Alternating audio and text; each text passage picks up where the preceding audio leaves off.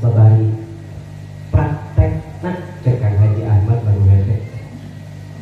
ngobrol mah babari ngan praktek nak anu mahal anu hesek dilakonanana lamun urang kita boga tekun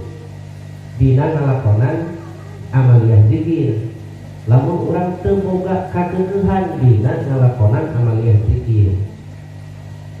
kumaha carana sangkan ieu ingetan anu sok betah dina jero kahidupan teh balik deui kana hate balik deui ka alamna kira-kira lamun urang cicing di beda alam ngeunah apa teu ngeunah ajaran asup ka alam jin coba sok ayeuna di dinya teh panggih jeung anu suing panggih jeung nu di mana nu pajin anu pineunaheun tengenah kabagi katingalina da beda alam di mana aya masalah anu ngeunaheun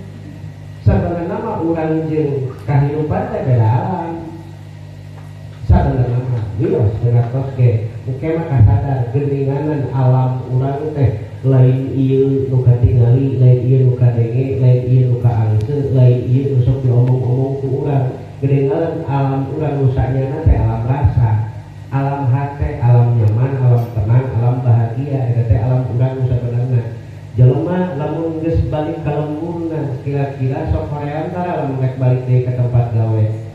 Hoream geunah he seuting di lembur teh, sok kamari mudik, hoream balik deui ka dieu. Sadah lima mudik kamari ka tasik ka Eropa. Rek balik deui ka pasawahan teh hoream. Naon sababna? Da pangbalikanana di ditu. Ngeunana di lembur sorangan mah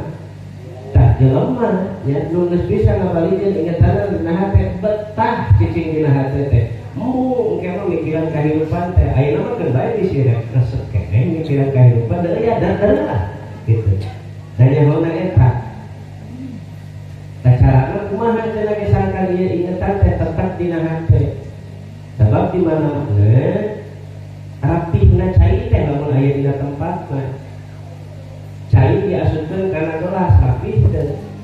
lamun cai teh di wadahan kira-kira aura-auran moal mau ke mana-mana ieu pikiran teh di wadahan ku hate mau kana hutang kana beak kana jajan kuda kana kabubuh katilu